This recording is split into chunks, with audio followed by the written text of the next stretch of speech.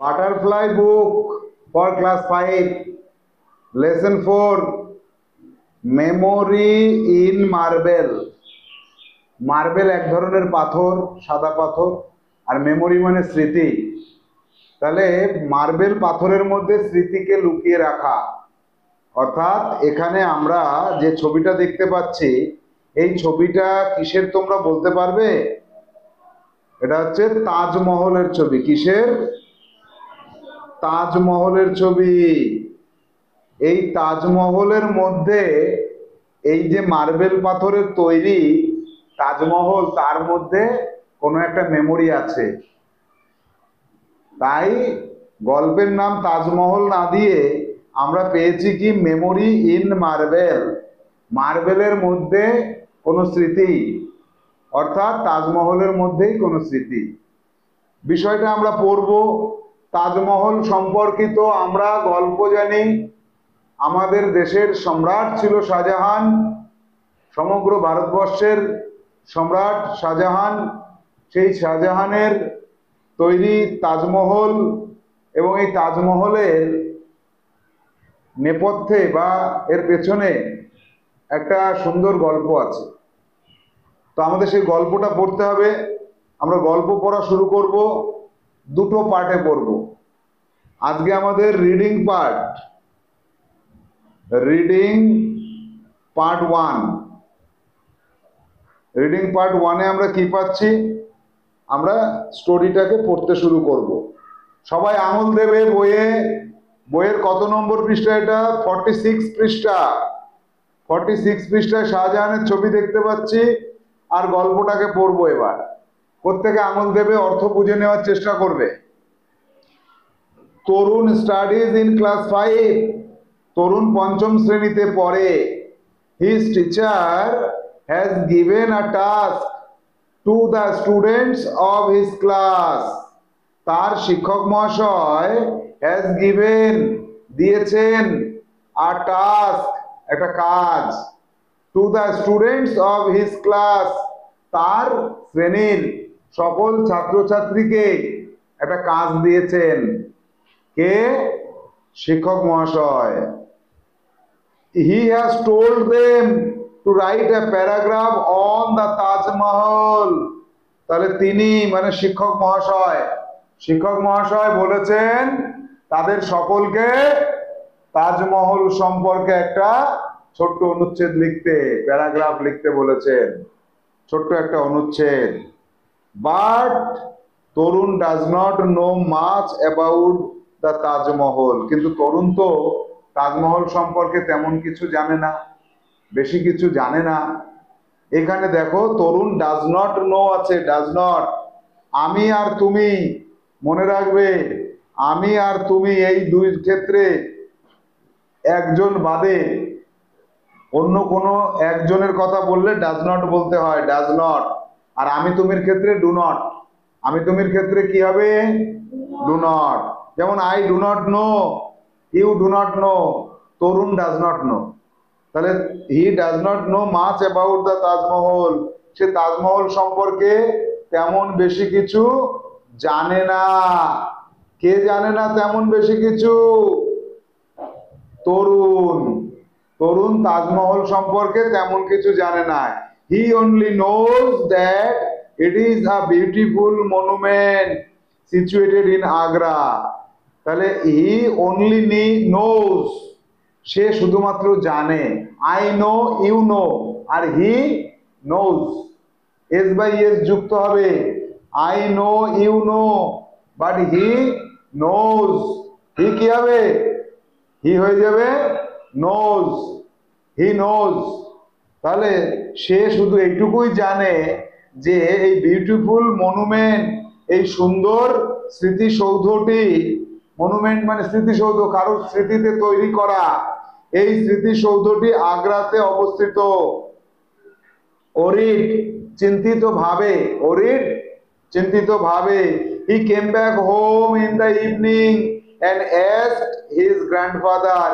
সে সন্ধ্যায় বাড়ি ফিরে এলো চিন্তিত ভাবে, এবং তার গ্র্যান্ডফাদারকে সে বলল, ঠাকুর দাদাকে বলল, grandfather, can you tell me something about Taj Mahal, তুমি আমাকে তাজমহল সম্পর্কে কিছু বলতে পারবে ঠাকুরদা? তরুণ's grandfather was a retired teacher. তরুণের গ্র্যান্ডফাদার ছিলেন একজন রিটায়ার্ড টিচার, অবসরপ্রাপ্ত শিক্ষক মহাশয়। He knew a lot about this beautiful monument. তিনি এই সুন্দর মনুমেন্ট সম্পর্কে অনেক কিছু জানতেন। He smiled, সে হাসলো, মুচকি মুচকি হাসলো, and said, এবং বলল, ওকে, ঠিক আছে, if you promise to be a good boy, যদি তুমি কথা দাও যে তুমি ভালো ছেলে হয়ে যাবে, I will tell you many things about the Taj. আমি তোমাকে তাজ সম্পর্কে অনেক গল্প বলবো, একটা শর্তে। কোন শর্তে? যদি তুমি কথা দাও যে তুমি ভালো ছেলে হয়ে যাবে। তরুণ প্রমিসড, তরুণ কথা দিল, নট টু বি নটি, দুষ্টুমি করবে না। তরুণ কথা দিল যে ঠাকুরদা, ঠাকুরদা আমি দুষ্টুমি করব না। So his grandfather began to tell him the story of Taj Mahal. সেজন্য তার ঠাকুর দাদা তাকে তাজমহল সম্পর্কে গল্প বলতে শুরু করলো। এবার আমরা চলে যাব তাজমহলের গল্পে। তাহলে তরুণ তার ঠাকুর দাদার কাছে এই গল্পটা শুনবে। আমরা অরিজিনাল গল্পে প্রবেশ করছি এখান থেকে। কি আছে? ওয়ান্স আপন আ টাইম, কোনো এক সময়ে, there lived a prince named Khurram, একজন রাজকুমার ছিলেন, তার নাম ছিল হচ্ছে Khurram. He was the son of Jahangir, সে জাহাঙ্গীরের ছেলে ছিল। And the grandson of Akbar the great, এবং আকবর দ্য গ্রেট বলে যে আমাদের সম্রাট ছিলেন, সারা ভারতবর্ষ কাঁপিয়ে দেওয়া সম্রাট আকবর, তার নাতি আর জাহাঙ্গীরের ছেলেকে Shahjahan, Khurram. One day Khurram went to the Mina Bazar with his friends. একদিন খুরাম মিনা বাজারে গিয়েছিল তার বন্ধুদের সঙ্গে করে নিয়ে। There he caught a glimpse of an extremely beautiful girl. এই জায়গাটা দেখো, there he caught a glimpse, অর্থাৎ he saw, সে দেখেছিল। এই দেখা কথাটাকে ঘুরিয়ে বলছে। He caught a glimpse of extremely beautiful girl. সে একটি সুন্দরী মেয়ের এক ঝলক তার চোখে আসলো। তার মানে কি? সে দেখলো, তাই না? তার চোখে সে ধরে ফেললো একটা ঝলকানি। কিসের? একটা সুন্দর মেয়ের রূপের ঝলকানি। এটা ভালো ভাষায় লেখা। একটা সুন্দরী মেয়ের, অপরূপা সুন্দরী মেয়ের রূপর ঝলকানি তার চোখে এসে বাঁধলো, অর্থাৎ তিনি দেখলেন। Who was selling silk and glass beads, যে সিল্ক অর্থাৎ রেশম এবং কাচের বল এই বিক্রি করছিল। কে? ওই মেয়েটি। মেয়েটি কেমন ছিল? সুন্দর ছিল, অসম্ভব সুন্দরী ছিল। The girl was Arjuman Banu Begum, মেয়েটি ছিল আরজুমান বানু বেগম। মেয়েটির নাম কি ছিল? Arjuman Banu Begum. She was born in a family of a Persian nobility. তিনি একটা পার্সিয়ান নবিলিটিতে, অর্থাৎ পারস্যের জাতি, পারস্য জাতির একটা পরিবারে সেই মেয়েটি জন্মগ্রহণ করেছিল। আফটার মিটিং হার, তার সঙ্গে দেখা করার পরে, Khurram went back to his father, Khurram তার বাবার কাছে চলে গেল। অ্যান্ড সেইড দ্যাট, এবং বলল যে he wanted to marry her, সে তাকে বিয়ে করতে চায়। কাকে? ওই মেয়েটিকে।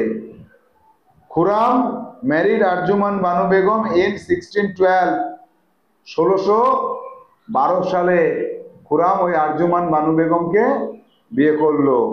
5 years after their first meeting, তাদের প্রথম সাক্ষাতের 5 বছর পরে খুরাম আরজুমান বানু বেগমকে বিয়ে করলো। তারপরে at this point Tarun stop his grandfather, Tarun তার ঠাকুরদাদাকে এই পয়েন্টে থামিয়ে দিল। বলো, দাঁড়াও, তোমার কাছে শুনতে চাই তাজমহল, তুমি কোথায় খুরাম, কোথায় আরজুমান বানু বেগম, কে কোন জায়গায় বাজারে কারে দেখলো সুন্দর রূপের ঝলক? হ্যাঁ, পরে না রূপের ঝলক কি তোমার রূপের ঝলক? মানে আছে না, পরে না চোখের পলক কি তোমার রূপের ঝলক, আমি জ্ঞান হারাবো, মরেই যাব, বাঁচাতে পারবে না মরে। এইসব গল্প শোনাচ্ছ কেন? তাজমহলের গল্প বলো। But grandfather, I don't want to here the story of Prince Khurram. আমি প্রিন্স খুরামের গল্প শুনতে চাচ্ছি না। আচ্ছা, I want to know about the Taj Mahal. আমি তো তাজমহল সম্পর্কে গল্প শুনতে চাই, এটা বলো আমাকে।